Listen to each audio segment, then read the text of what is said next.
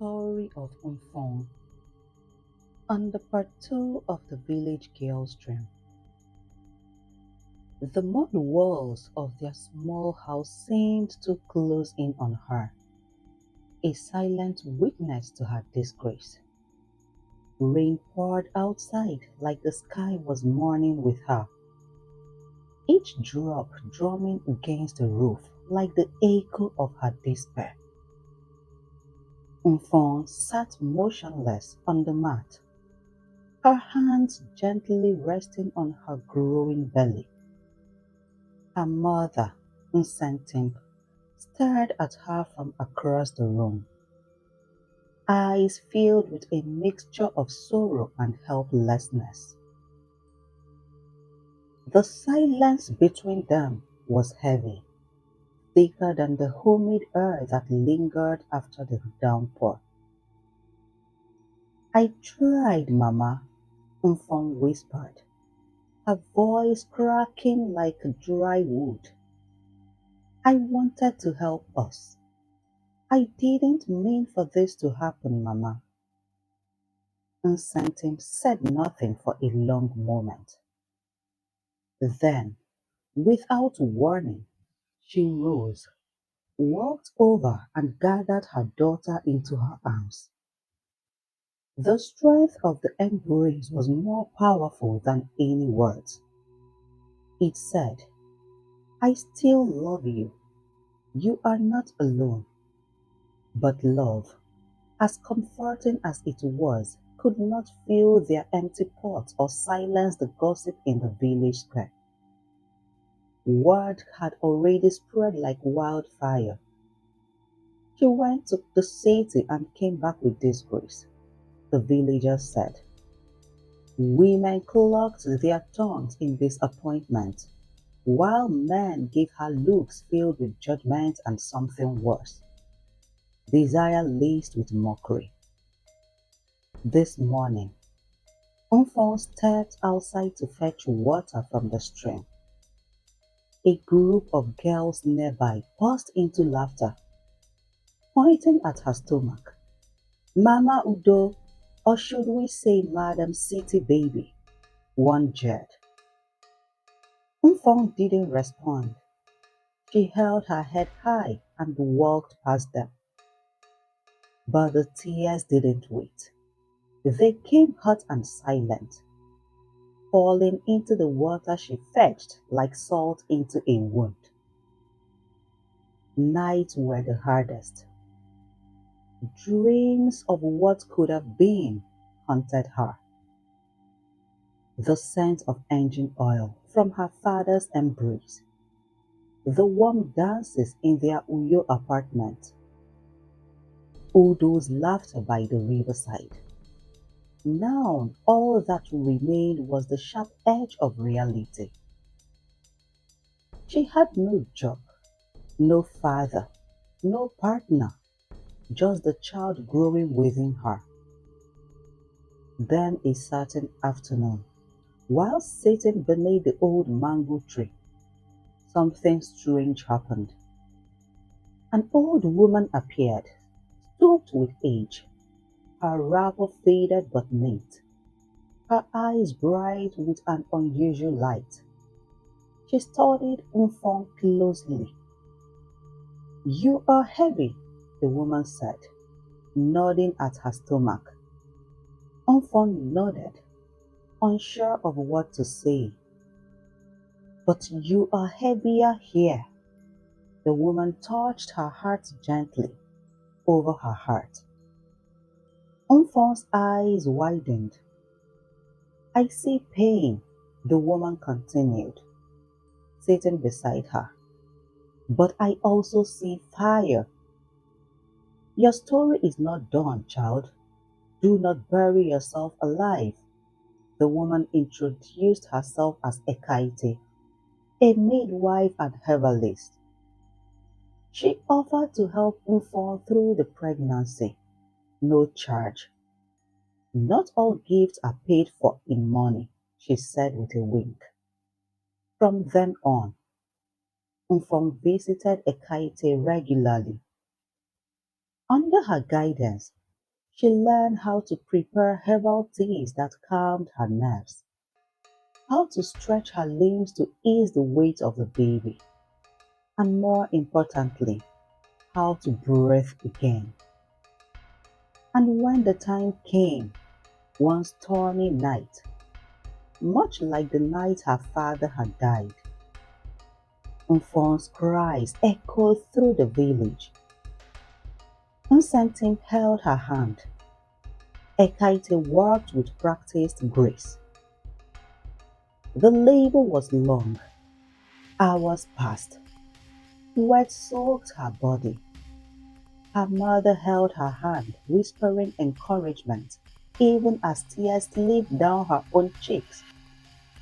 At one point, Mfon thought she would die.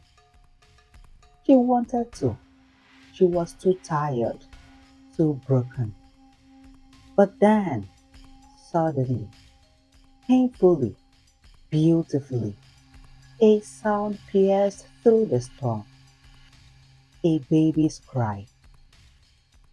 Mfon collapsed back, sobbing in exhaustion and disbelief. The midwife wrapped the baby in an old cloth and handed him to her. A boy, the midwife announced, a strong one. Mfon looked down at him, her heart twisted and expanding at once. The baby's face was crunched up in protest, his tiny face waving angrily. He was perfect. Etebong Edikon, she whispered. Your name is Etebong Edikon.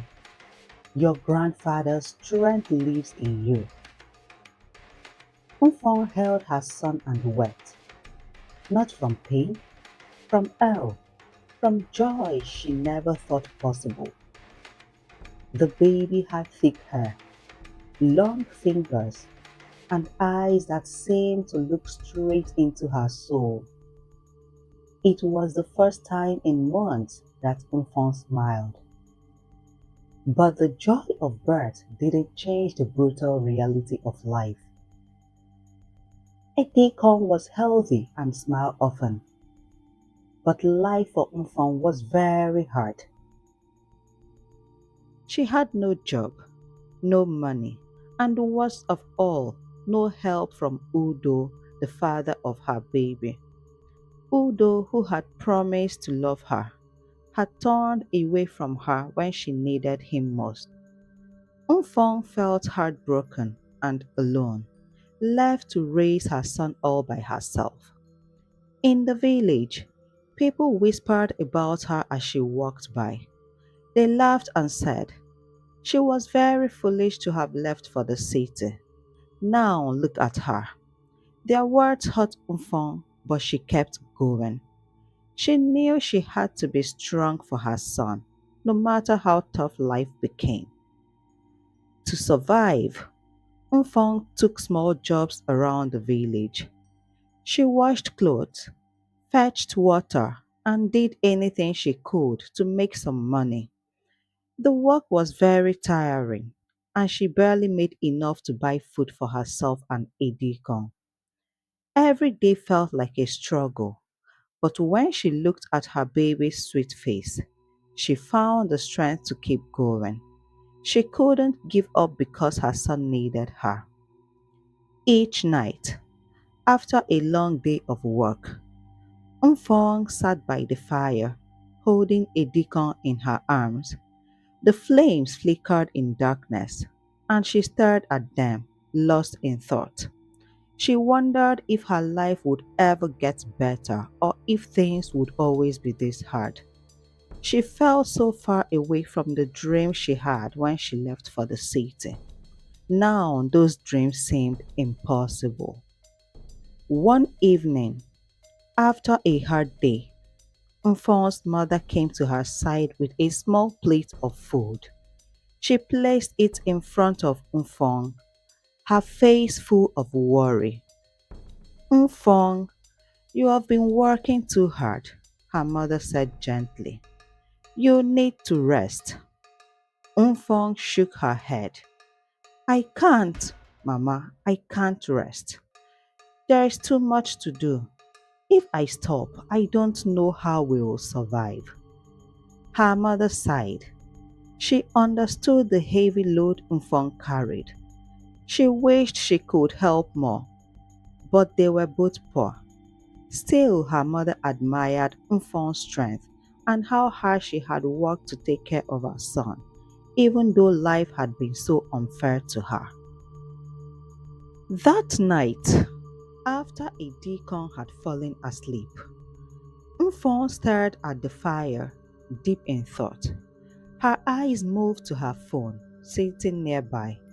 She hadn't touched it in a long time.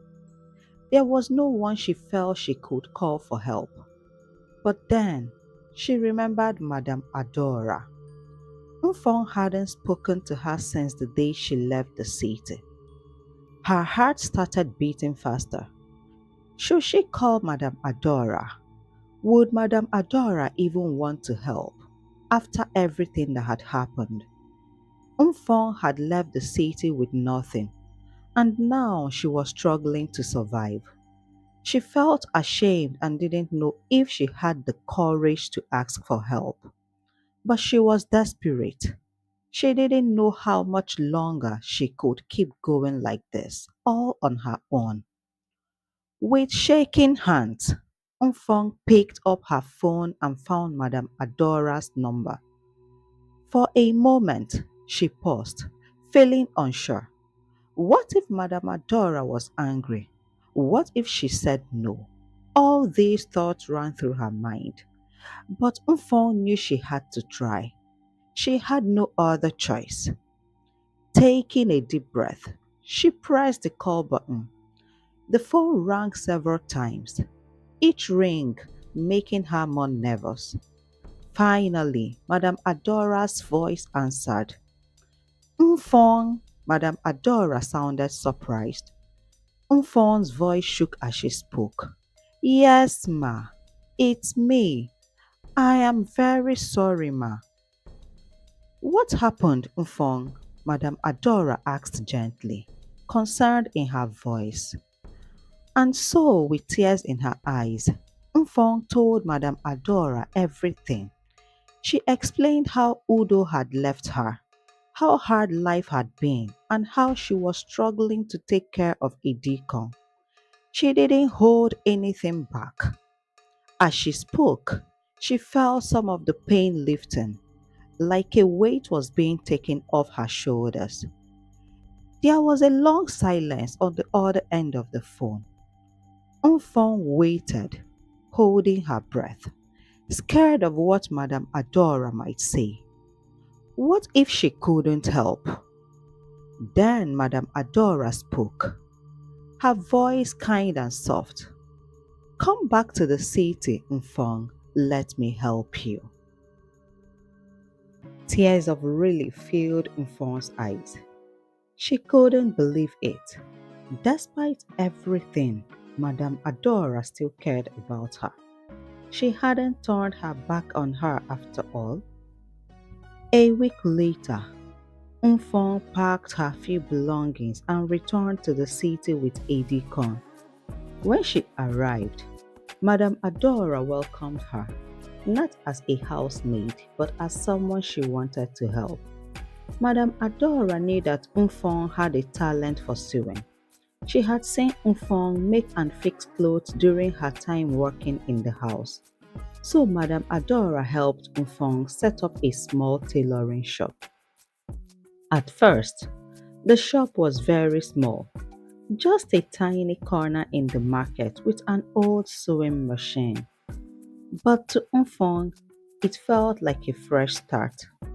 It was a chance to rebuild her life and do something she was good at. Mfong worked very hard. She sewed clothes with care and love, putting all her effort into each piece. Slowly, people started to notice her work. Customers came to her shop asking for dresses, shirts, and repairs. Word spread about her skills, and soon Mfon's business began to grow. With time, Mfon was able to earn enough money to take good care of Edikon and even send some money back to her family in the village. The days of hunger and struggle started to fade. Mfon's life was slowly getting better.